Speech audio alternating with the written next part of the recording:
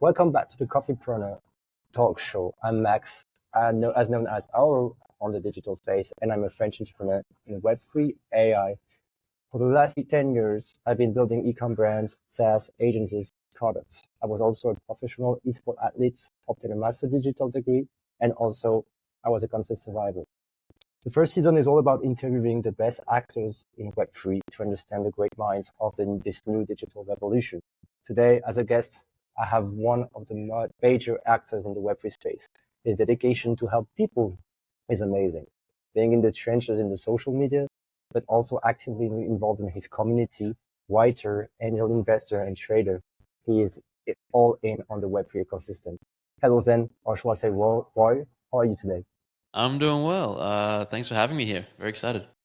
So I'm curious. Let's dive real quick on the ZenAcademy. So from what I've studied from your project, at first was supposed to be a business, right? But then you think a little bit, and you did not want to turn this into a business, but you wanted to bring a community. Talk me more about what's the ZenAcademy and what's the current goal right now. Yeah, so when we launched ZenAcademy in mid 2021, I didn't really know what I wanted it to be. Basically, I realized that I'd been spending a lot of time trading in the space, but I was also creating content. I was writing and creating educational material, and I kind of wanted to do more of that. And so I thought, let me just create a Discord server and invite some people in it, and let's just see where this goes. And then in November of 2021, we had an NFT mint, which we used as basically tokens to token gate the Discord, membership tokens to the Academy. And then people who had them got sort of free access to courses and things like that. But even at the beginning, I wasn't really thinking too much about creating a business out of it. It was really just experimentation, creating a community with token gating and providing value and things like that.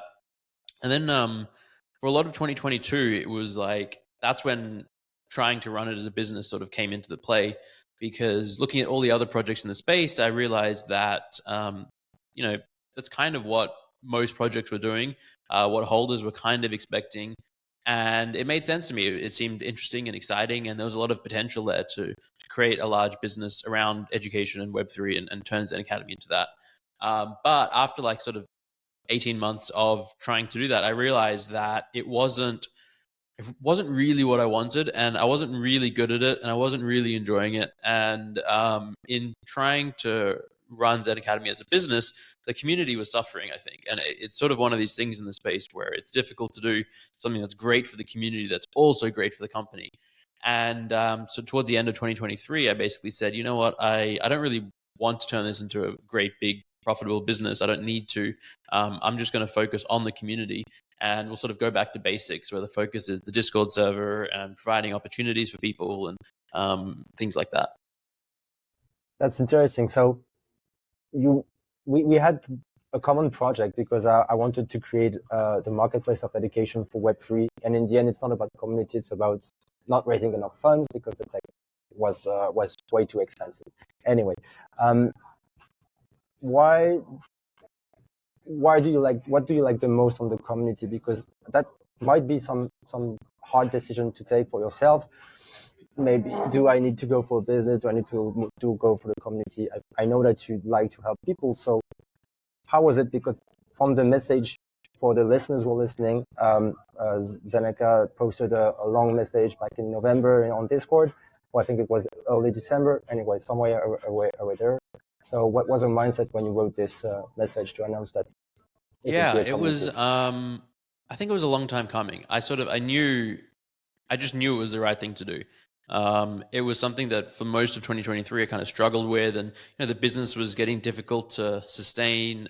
We had trouble finding revenue. I was very burned out and stressed, and I could feel that the community was suffering because of it as well.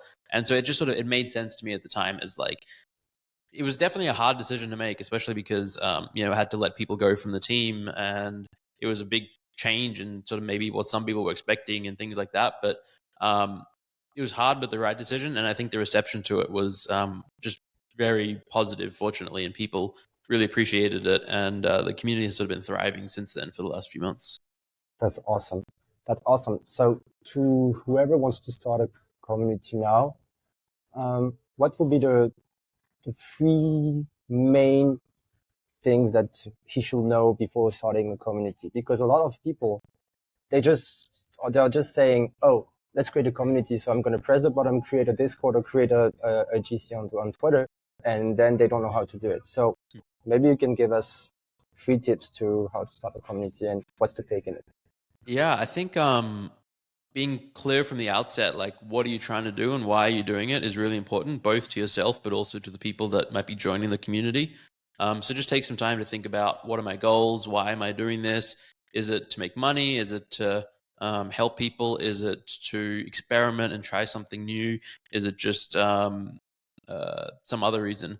And then once you know it, communicating it to people. So I think expectation management is huge when it comes to running and building communities, because if you don't manage expectations, and especially in the crypto space, then you'll get some people joining because they want to get rich and they want to, find the next 100x gem. You get some people joining because they want to flip and trade your token. You'll get some people joining because they want to network and connect with other people.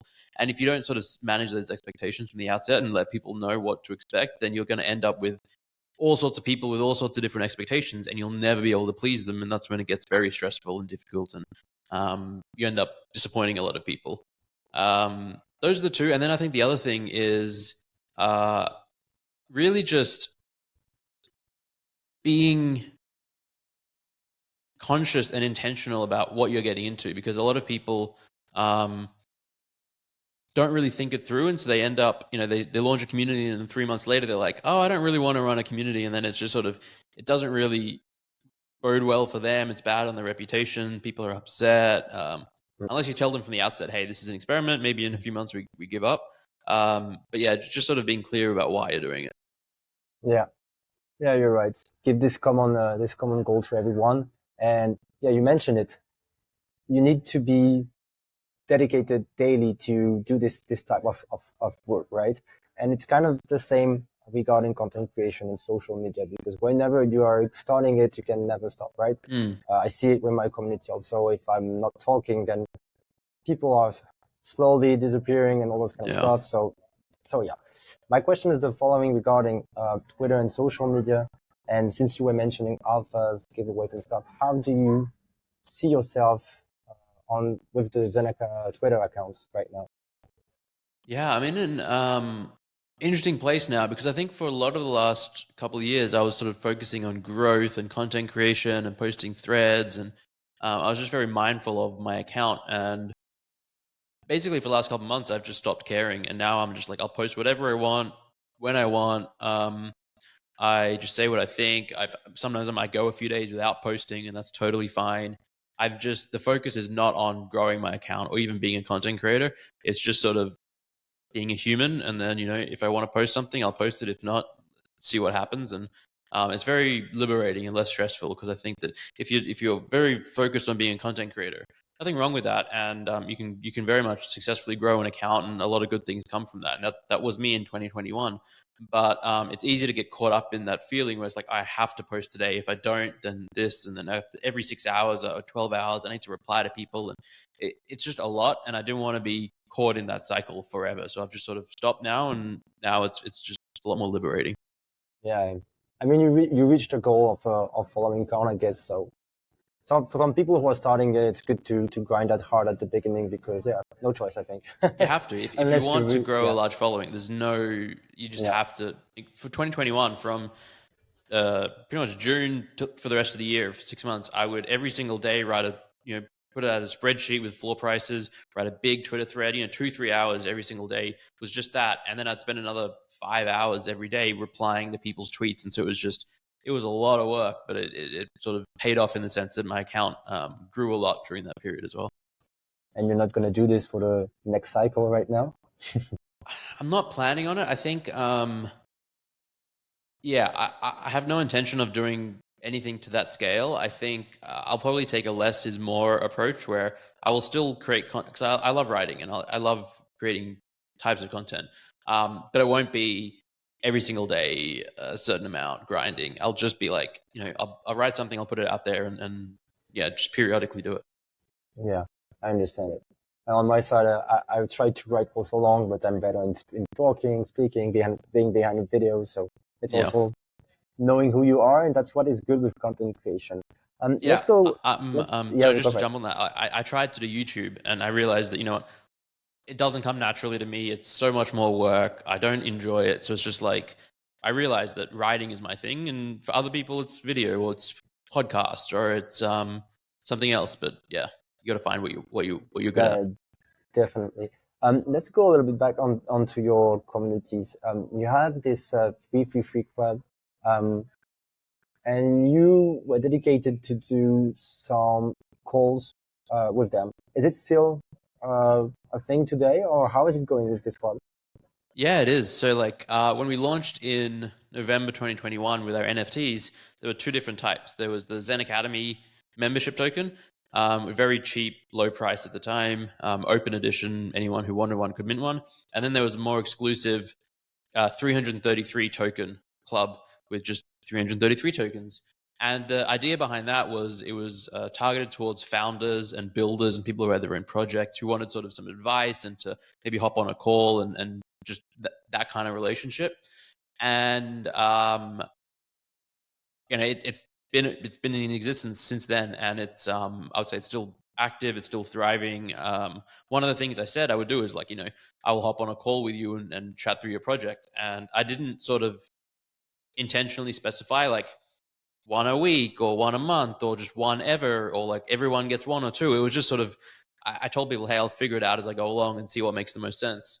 And for the first few months of 2022, it was a lot of calls, like 10 hours a day. I was just on calls, and it was great. I enjoyed it. I got to meet so many great people. I got to see so many projects and learn a lot, and it was a really good thing. But it also got difficult to maintain. But fortunately, or maybe unfortunately, but the reality was that the bear market settled in, and so just fewer people had projects and fewer people wanted calls. And so for the last say year and a bit, there just haven't been that many people that really wanted to hop on a call.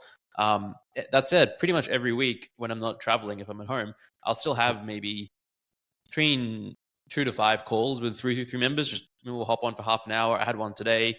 They tell me, what they're working on, ask for some advice. We'll just chat and communicate. But yeah, at the moment, it's maybe 1 to 2 hours a week, which is very Mhm. manageable. It's crazy because a lot of people need advice regarding project, and I'm curious about where mainly the conversation leads to. Is it like Web3 advices? Are there maybe just businesses advices, entrepreneurships advices? What's the main topic inside those calls? The main one is someone has a Web3 project, NFT project usually, and they want my advice. They're like, is this a good idea? How should I do marketing? How should I do community building? What about the pricing? And that's probably the most common one. But I also get some people who want to just talk about their crypto portfolio strategy, and they're like, hey, I've got some money, and what do you think about this? And I don't give financial advice, obviously, but I just sort of tell them my thoughts and like almost like a sounding board where I just share my experiences and we just discuss some ideas. Um, Sometimes it's content creation where people are trying to build an audience and be a content creator, and they want some advice and feedback on that and how they're building that, or like their personal brand and things like that. And then there's some other occasionally random things, but that's the most of it. Interesting. And did you ever consider to make those coaching section paid, but not for your club, maybe for someone else outside the club? Uh, yes, so I've done some consulting where I was just like paid an hourly rate, or something like that, or receive tokens or something. Um, I did a decent amount of it in 2023. I realized I didn't really want to do too much of that. But a few months ago, I signed up with this program called Intro. And basically, the whole thing is matching, like, they call them experts in whatever field or domain, with anyone who wants to have a 15-minute, 30-minute, hour call with them, and they just pay per hour.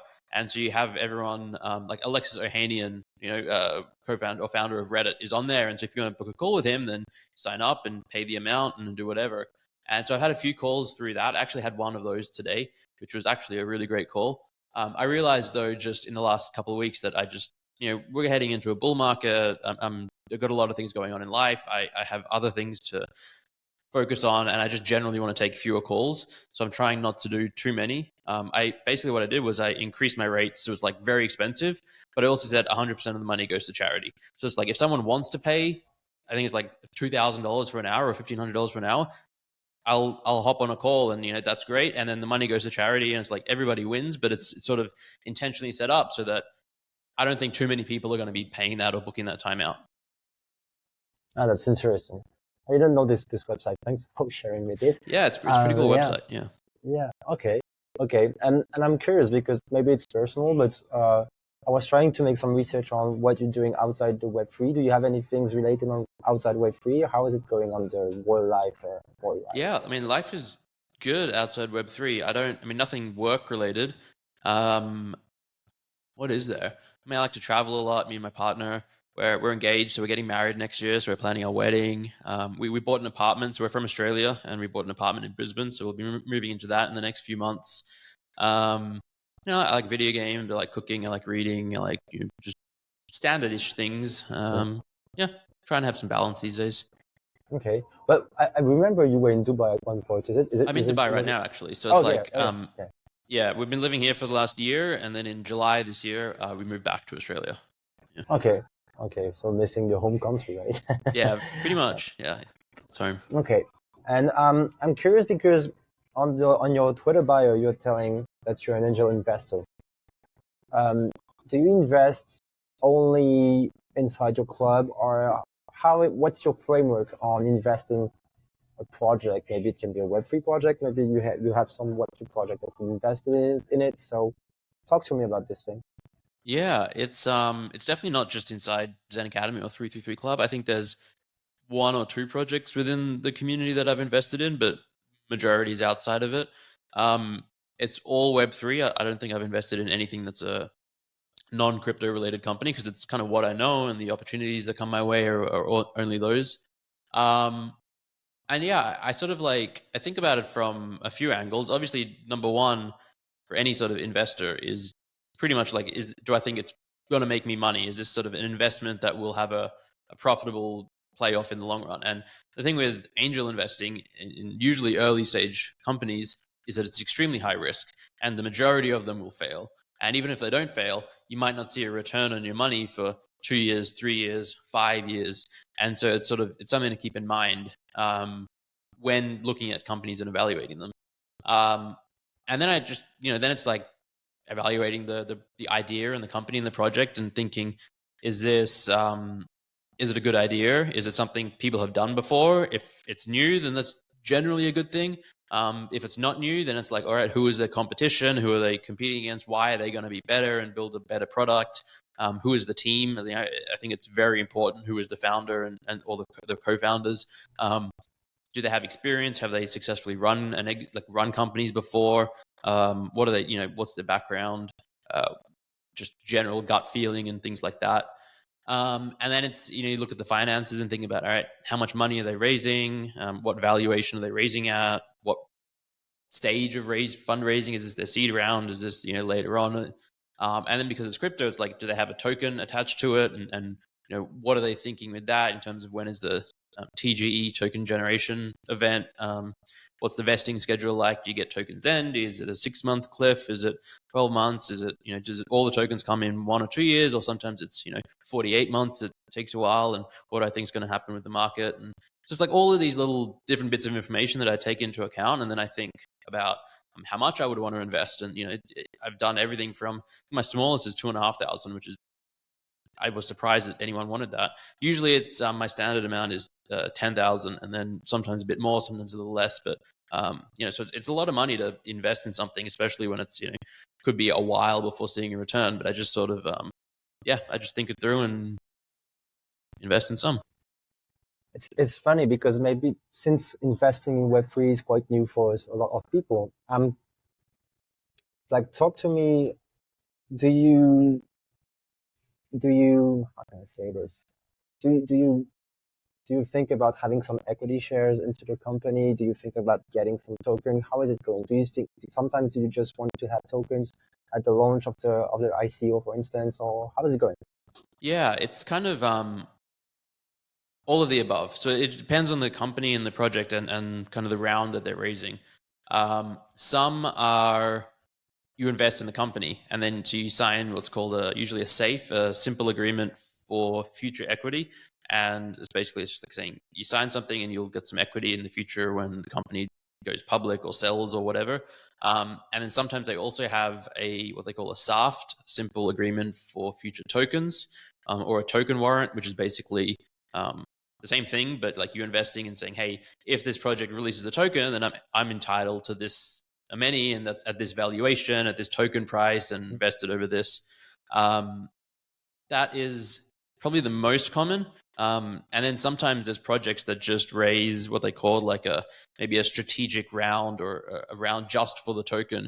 And then you're not actually getting equity in the company. You're just sort of buying almost like a pre-sale or early sale or investing in their token success. And usually it's a few months before the token drops, and then there'll be a cliff. So a while before you see your return. So with those ones, you have to be careful that because the crypto market is so volatile that if sometimes it's saying you're not going to get any tokens for 12 months, and you think, well, what if we're in a bear market 12 months from now, and then the price has dropped a lot? So you have to be mindful of that. But sometimes they can be extremely lucrative because if you buy early enough and the project does well and it's a bull market, those tokens can be worth 10x, 50x, 100x sometimes. That's interesting. You mentioned the safe or the agreement before creating the company. Since it's a Web3 company, is it like a sort of smart contract you're signing, or how No, is it going? No, it's not more contract. I think for one project, I did sign a smart contract, but all of the rest, it's as much as we love to be crypto and decentralized and Web3, if you're building a company, usually you have to have a company registered in some country.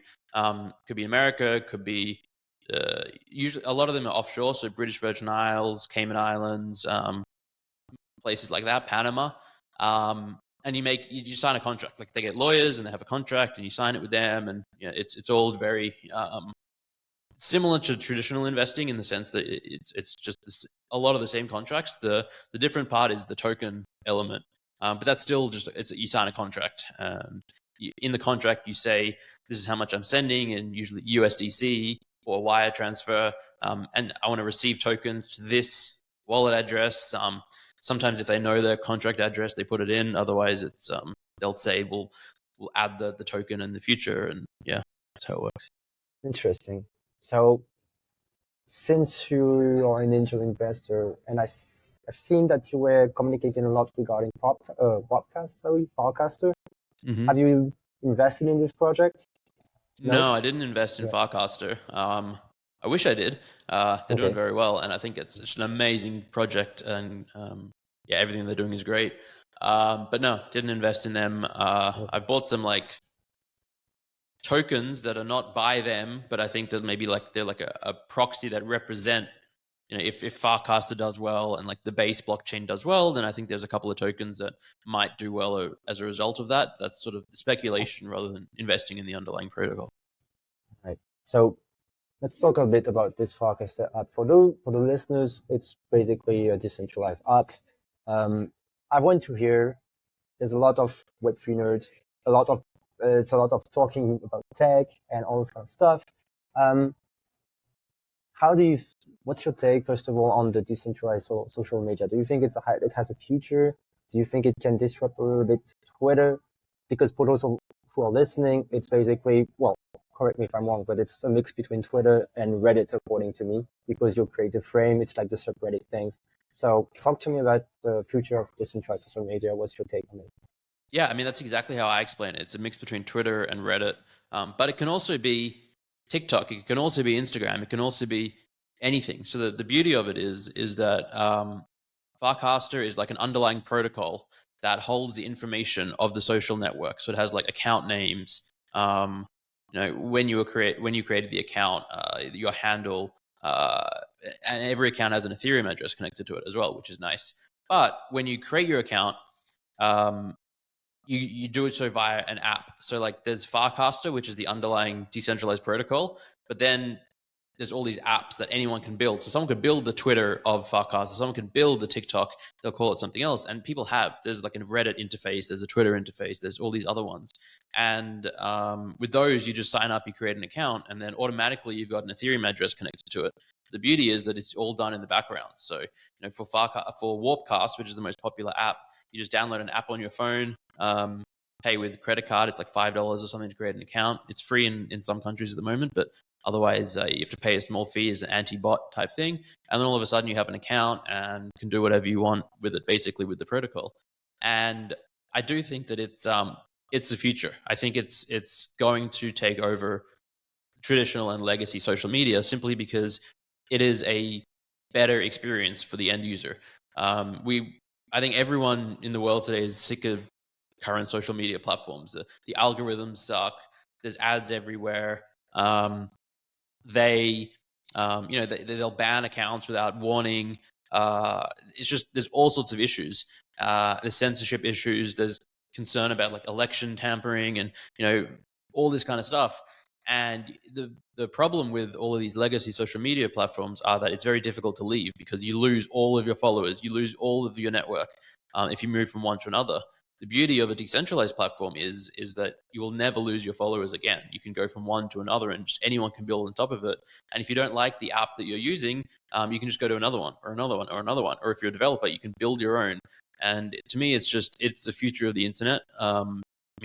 Blockchains and everything is, but I think that because social media is such a large part of the internet, decentralized social media is the future of it. It'll take some time, but yeah, I'm very, very, very convinced of it.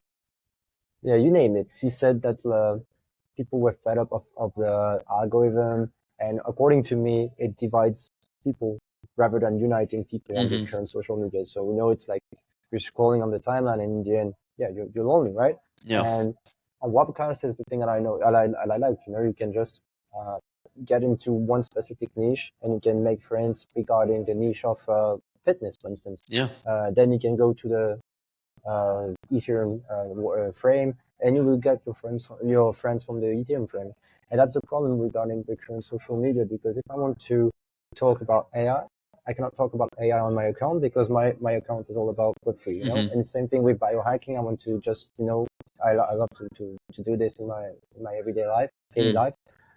So I quite agree with you. And my question though, it's regarding the following count, because maybe some people don't understand this.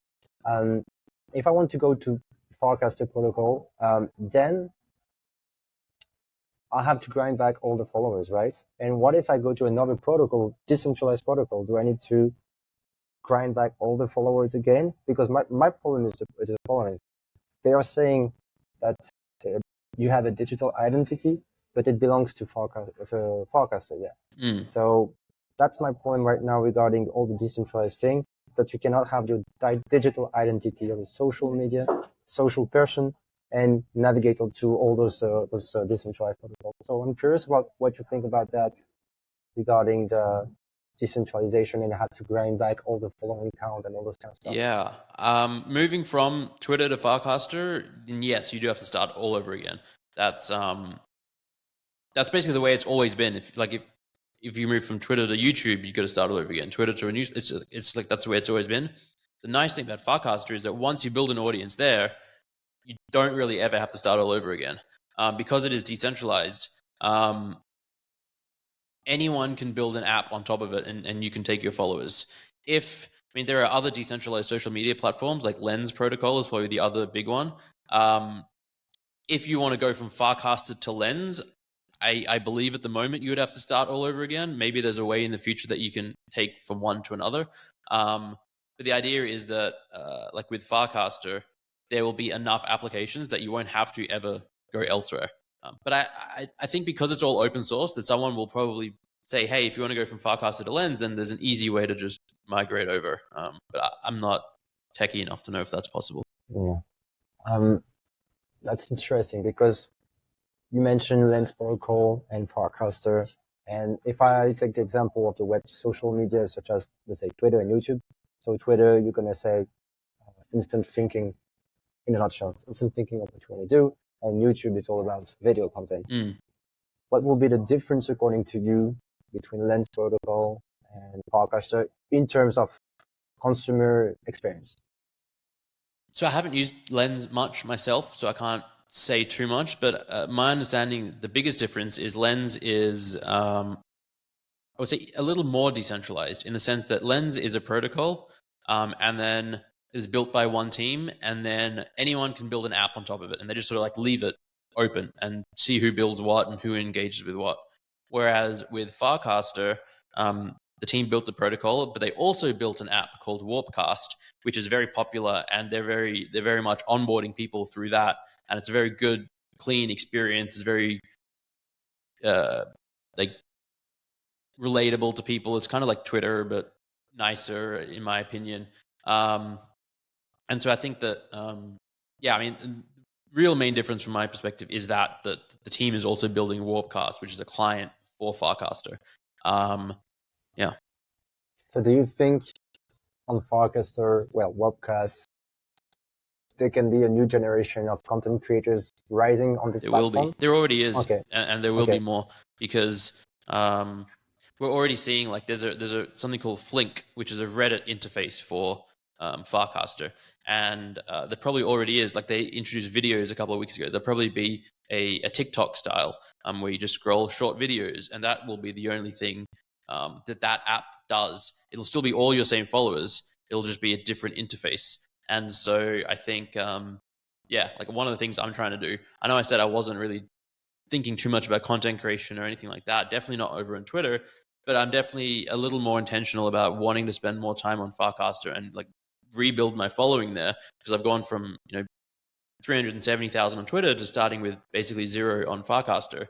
And but I if I had to choose, I would take I think 50,000 followers on Farcaster over what I have on Twitter, because I think that it's only going to grow. Like, there's not that many users on Farcaster at the moment, and I think that one of the nice things is it's a crypto application, but it appeals to mainstream people as well, because so many people are sick of social media, and there's a way for people to get onboarded and involved without any sort of crypto knowledge. You just download an app and pay with the App Store, and then you're on. And so I think that there'll be a time in the future where we reach a tipping point. We've reached the tipping point for crypto. It was about 2 weeks ago, where it seems like the whole crypto space now knows about, and a lot of people are on Farcaster. There will be a tipping point for, I think, quote unquote normies at some point. Yeah, I agree with that, because whenever I get to know or test a new application in Web3, I always try to go on the normies wave. So I'm always gonna try to sign up with the mail, understand how it happens. Kind of hard to afterwards connect to wallet, but Yeah. the onboarding thing and using the Webcast application right away, just sign your mail, pay the $5 fees, and there you go. Let's go. So that's cool. Then you don't know what to do, but you figure out, like, you don't understand what the base thing is, so you need to get into the thing. Regarding you mentioned all the crypto cycle and all those kind of stuff, and you say that you were a trader on your bio. What's your trading mindset? What I mean is, do you want to trade on the short-term vision, or do you just have a macro trading, or what's your plan regarding trading? I think all of the above. I definitely have a macro mindset where there's, like, just a bunch of stuff that I'm just holding. It's just like, just wait, and crypto will do good things over the next decade. There's some stuff that's like a medium term hold or trade, where I'll maybe buy a few months out because I anticipate some sort of catalyst coming up, and then there'll be a pump, and I'll ideally be able to sell into that and make a profit. And then sometimes on a shorter scale, like day to day, I'll trade a meme coin, or I'll try and flip some NFTs. I don't do that much anymore, because it takes a lot of time and a lot of effort to track, and it sometimes can be very distracting. But I still do a little bit of it. And I think if I had to say my overarching strategy this cycle is to do less trades, but to do to find the ones I have the highest conviction in, and to put a lot more money into them, and to sort of basically, just instead of making 100 trades, putting $1,000 into each one, maybe make 10 trades and put $10,000 into each that I have the most conviction in. So less diversification, basically. Yeah, I have quite the same mindset. It's like understanding the narrative of how it goes, and I'm only focused into 10 different crypto, for instance. I'm not that much into NFTs right now because it's so tiring, Yeah. you know. It's like going up, down, up, down, up, down, and you need to follow it like every day, and it's really, really tiring. What what will be for any tips for a newcomer that is coming into the crypto space? Does he need to, for instance, track the next gen, invest in Bitcoin? What would be the tips for the starters of those newcomers? I mean, the best advice for I think 95% of people is to not trade. Just most people will lose money trading, and that doesn't mean you can't make money in crypto. It means that you should just buy and hold, and preferably dollar cost average, which means that like set aside one day a week or one day a month, and say like every Monday or the first of every month, I'm going to put in X amount, and I'm going to buy a little bit of Bitcoin, a little bit of ETH, and maybe a few other things if you want to, um, and that's it. And just hold and wait. And if you've been doing that over the last 10 years or the last 2 years or the last 5 years, whatever, you'll be in a pretty good position right now. And if you're generally bullish on crypto long term, that's the best strategy for most people. For the people that do want to trade more, I think be real methodical about it. Treat it almost like a business where you track your trades, you journal your trades, you do some portfolio review every week. You really understand why you're buying the things. You have an exit strategy. You have a target price in mind. You don't FOMO into things. It's all like take the emotion out of it and be very logical and rational about trading, because that's the only way it's not the only way, but it's the most likely way you're going to make money consistently. Yeah. And since we are currently in a cycle of the bull, what is your macro plan during all this bull? Like, do you just hold Bitcoin like a lot of people and just wait the ATH or a target or a goal, a specific goal? What's your plan throughout this bull? Because you're an experienced people regarding cycles, so I think it's like what, your third bull or full? Third, yeah. Okay, Um, third. I so I own very little Bitcoin. I'm extraordinarily bullish on it, but I basically, and I'm someone that has a high risk tolerance, and so I think that most other things will outperform Bitcoin during a bull market. I think during a bear market, Bitcoin will outperform basically everything. That's just kind of the way it works. It's very difficult for Bitcoin to even 5x from here, let alone 10x or 20x. But I think it's conceivable that, say, ETH and Solana will maybe 5x from here, 4 to 5x. Certainly from a couple of months ago before we've seen this bull. And then there's a lot of other tokens that conceivably can 20x, 50x, 100x. And so I'd say the bulk of my portfolio is in ETH, and then the next biggest is in Solana, and they're like my quote unquote safer, lower risk bets. And then I have maybe a small 10% of my portfolio which is in the highest risk things, which are just alts and NFTs is a big part of my portfolio, but like random alt NFTs and alt tokens and meme coins and things like that is probably 10% of my portfolio. We have kind of the same strategy. You mentioned NFTs, and before your current Denizen PFP, you had a Basi, right? Yeah, Do you still hold it? I do. I was so tempted and close to selling it and buying Pudgy Penguins like a month or two ago, because I've been saying for a year how bullish I am on them, but I didn't. I still have my ape. I'll probably hold it forever. I have an emotional connection to it, so I think that's the beauty of NFTs. Like you can have that. It's non-fungible. It's like it's different to the other apes. If it was honestly, if it was a floor ape and it wasn't my PFP for a couple of years and I hadn't used it, I would have sold it already. So it's like it's kind of bad from a trader's perspective, but not absolutely everything is about making money. So what do you think of the current timeline that they're saying that Pudgies is overcoming the Facey? Oh yeah, I think it's inevitable. Yeah. I think they will overtake apes, and then they'll probably stay higher than apes. I think pretty much forever. Apes might have a pump again on some narrative. Like the thing is, we're at a point now where ape sentiment is at like all-time lows, and the FUD is high, and like just generally when that happens, you're somewhat close to a bottom, and we've been hovering around that 20 23 to 27 ETH range for apes for a very, very, very, very long time. And so it's hard to imagine something causing it to like collapse and crash a ton from here.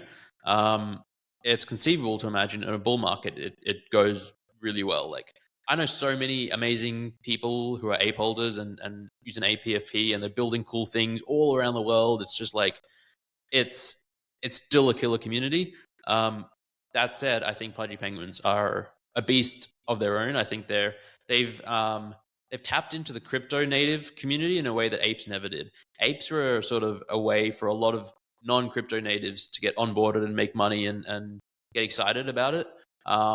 Whereas Pudgy Penguins to me are where if you've been in crypto for 5 years and you have a ton of money, it's, punks are obviously the number one, but I think a lot of those people are also going crazy for the Pudgy Penguins. So I think that, I think they'll do very well. I think there might be a point where they get close to the punk floor in this cycle just because of mania, and specifically because what we saw like a couple of weeks ago was there was an airdrop dimension, which all Pudgy Penguin holders and a few other collections got. And I think if we see more and more of that this cycle, where protocols airdrop tokens to NFT holders, and like the dimension airdrop was worth like $10,000. If that happens enough times, the speculation will go so high that I think the Pudgy Penguin floor and probably some other projects will go really, really, really crazy. And then it'll all come crashing down as bull cycles happen. To add on what you said, I was mentioning this into my space. Basically, Pudgy's holders, they are crypto Web3 native, right? They are the people that built in the trenches. I know a lot of Pudgy holders that were here during the 2023 bear markets, building every day in the trenches. And from what I see with Basie, it's there was this lockdown in 2020, and a lot of famous people were flexing and showing off all the Basie thing. And I think that's how it got the NFT bull run in 2021 got crazy, right? Mm-hmm. So that's why I kind of agree with you that the Pudgy IP is going to be really, really, really, really big. And I think, 100 ETH for sure. for sure. We'll see. Hopefully. Yeah. Let's go a little bit to AI, because I've seen that you were using a VA virtual assistant on Discord. Talk to me about how does this helps on your daily usage, on daily utility on your Discord. How do you win time with this? Talk to me about this virtual assistant. Yeah, it's not AI related. I have an assistant from the Philippines. Her name's Corinne, and she's been with me for about 18 months helping with all sorts of random things. Lately, it's she helps manage my portfolio, like updates I have a big Google spreadsheet, and she helps update the price of things every single day, every weekday. So I can just have a better idea of my portfolio. And then she'll do sort of other odd jobs here and there and things like that, which just generally saves me time. Okay, it looked like how you presented on your Discord. It looked like an AI. I was like, no, what? I mean, what is this I don't know again? exactly what you're referring to in the Discord, but there might be something different that was AI related. But yeah, it was one of your community member that was doing like a sort of business regarding yeah. That's AI assistants. That's they're not AI. They're just all right, online assistants. What's your take regarding AI? Do you use AI on a daily basis, or how it's going? I don't use it that much on a daily basis. I probably should, but I think it's going to change the world in unimaginable ways. And I think 5 to 10 years from now, it's impossible to imagine what the world will be like. I think most people are going to like lose jobs. I think things will get a lot more efficient. I think we're going to go through a bad time for a while, but then we'll get to a period of abundance. So I'm sort of like just trying to, in my head and mentally, and then also like financially and everything, prepare for, just chaos. I think there'll be chaos. For sure. Currently, I'm just an automation addict. So because I'm fed up of using so many tabs, so many apps basically. So I just go to Zapier and they can just automate all my stuff. And since I got a skill with this, I founded an agency regarding this. So just doing some automation stuff, AI stuff. Pretty simple, but it's helping for a lot of companies. Yeah. Anyway, I wanted to touch a little bit more for the end of the podcast, like all this biohacking part. In November, mid-November, you were doing a 3 days fasting. First of all, why did you make this 3 days fasting? And then how did you feel? Yeah. Basically, I just sort of I'd felt not great physically. Like I've been eating badly, and like my diet was bad, and I just felt bloated and overweight, and just all sorts of just bad things. And I, in the past, have done a lot of intermittent fasting, um, where I, mostly get most of my calories in like a maybe 6 hour window, sometimes even a 1 hour window.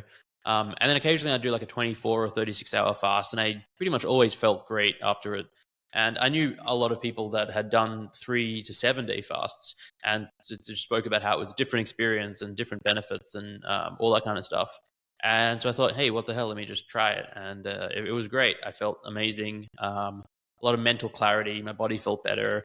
It was just a really good reset. And actually, I kind of want to do it again because I've already gotten back into the habit of not eating great. So I think I want to try and do that and then maybe ease myself into an intermittent fasting routine.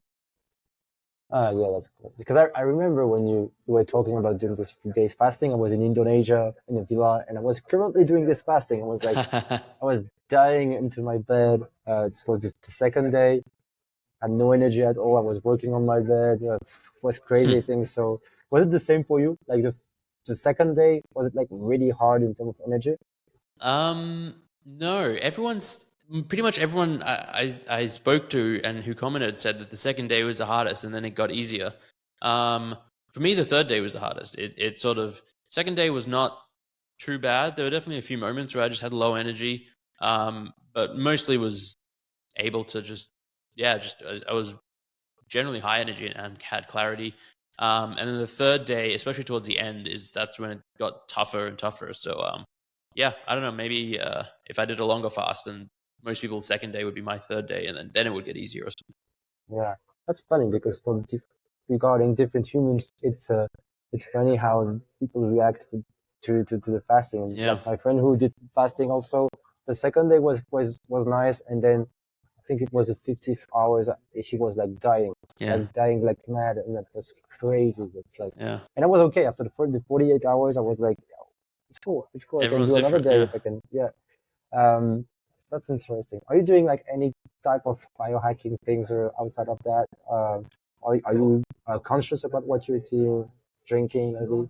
I go through phases. So right now, I'm not doing anything too particular biohacking. I just bought the CGMs, continuous glucose monitors. So I'm gonna probably next week or something put that in and then be more conscious tracking what I eat and seeing what spikes my glucose and things like that. But right now I'm not doing anything real particularly on the biohacking front. Okay, because this is quite addictive to be honest. Because I started this because regarding like when I was a founder, it was how it is. It's like Yeah. overwhelming, especially in the Web3. Um, so when you mentioned at the beginning of this podcast that you were overwhelmed, um, how what was your mindset to tell yourself, oh, okay, I need to bounce back and I need to cool off a bit? What's your framework? Maybe not framework, but what was your action that you did regarding when you felt overwhelmed? Yeah, I think it was October. Yeah, probably October that I was like mega burned out. September and earlier was a bit leading up to it, but in October it was just like everything hit at once, and it was like there was all this work stuff overwhelming me.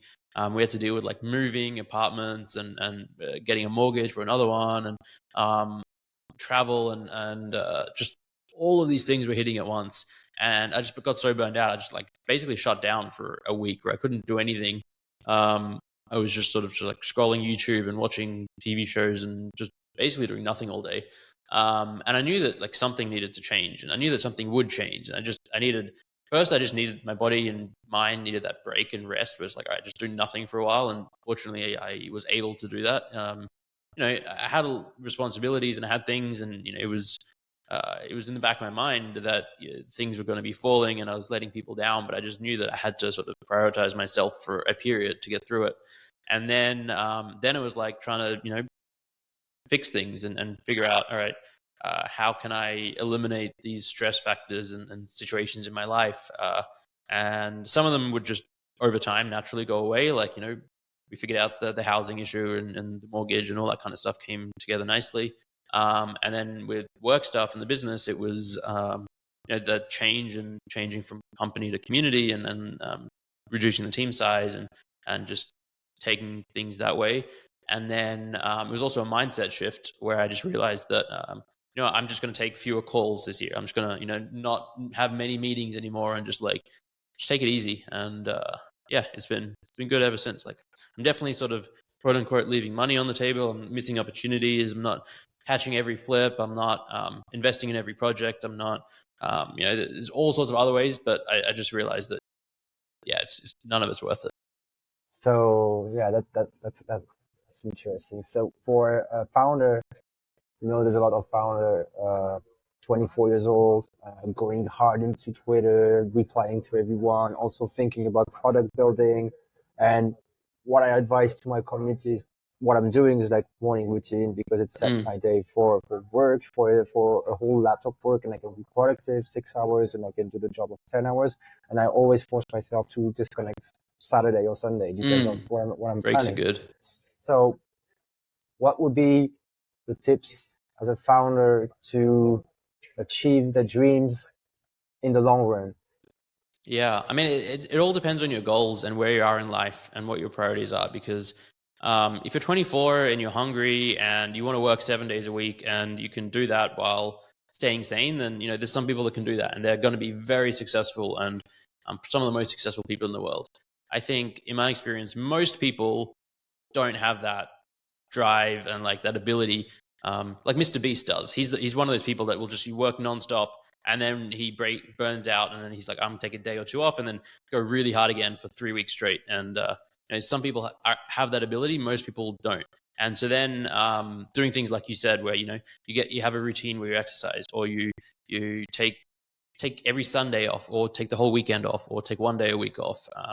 Make sure to get enough sleep and just like do all these things that we all know we should do, and just sort of force yourself to do it, and realize that it's you don't have to work a crazy hard amount to succeed in life. You can outwork people by working less, but just working smarter and being in a better mindset when you do work. Like, yeah. That's what I'm saying to a lot of people. It's all about having a creative thinking. The thing is, a lot of people, they just scroll on the timeline and they see, okay, oh, that's the trend, I'm just going to do this. And I jump in, but I don't know why. And I'm telling them, sometimes have a walk, don't take your phone, take a specific topic or 3 topics into your brain, and just try to answer those questions. I try to answer why I'm doing this. Do I really like this? And that's the thing I'm advising to a lot of people, because it's been 3 years, 2 years that I've been doing a lot of entrepreneurship and no days off. So that's why I advise to a lot of people, since now I'm going really in a minimalistic way. Yeah. And do 5 hours of work in behind your computer, but don't take your phone. Do straight the tasks that you need to do, and spend some time into learning, social activities, outdoor things, depends on where you live and all those kind of stuff. Yes. To end up this podcast, what are your dreams? Sorry? What are your dreams? Oh, interesting. I think at this point it is to stay in a similar position where I am right now, where it's like have very minimal stresses in life, to feel secure with like finances and have like a nest egg, and to be able to, like, there's this quote, I can't remember who said it or where I even read it, but it was basically the concept of wealth. And it said true wealth is being able to wake up in the morning and do whatever you want, wherever you want, with whomever you want, for however long you want. And it's like that idea of, if you want to wake up and not do anything work related for 40 days in a row, and you just want to read books, or you just want to go learn a new hobby, or go travel, or go do this or that or the other, that is my dream. And so I think, how can one get into that spot? Obviously you need a certain amount of money, but you don't need a crazy amount. If you just like limit your expenses and you're okay living in places in the world where expenses aren't that high, then you can get away with that. But if you do want to live somewhere expensive, then you need even more money. And some, you need it to be invested well and have passive income coming in and things like that. And so like that's my dream, is to get to that spot. I'm not there yet, but I think that potentially, if this cycle goes well, can be in a position where I can do that. And then it'll be about figuring out what I want to do and how I want to spend my time, because I don't want to just sit on the couch, play video games all day, or just go to the beach every single day. I think people need a purpose and meaning in life. But maybe it's like I've always wanted to write a book, so maybe that will just like get me into a mindset where I can just like focus on that or something else. Yeah. What book are you currently reading? What am I reading? Or if you don't know, you can just tell me your favorite book. No, I'm sort of like, I'm in between reading a couple of books, although I haven't picked them up for a couple of weeks. One is Outlive by Peter Attia, on biohacking and longevity. And the other is The Psychology of Money, which I started, and it's such a good book. And then I left it in another country back in Australia. So I'm debating, like, do I buy the Kindle version and have 2 copies, or do I wait? Yeah, those are the 2 books I've been sort of. Psychology of Money is pretty great, because Yeah. after you read this book, you never FOMO ever again. Yeah. That's Like kind of why I want it, because even I'm a lot better at not FOMOing and being mindful of but every week I will still have an instance where I ape into something randomly and usually regret it. After this book, you will understand that money is a tool. Yeah. Like sort of energy, rather than it's trying to scratch to get some more money, like everyone think it is.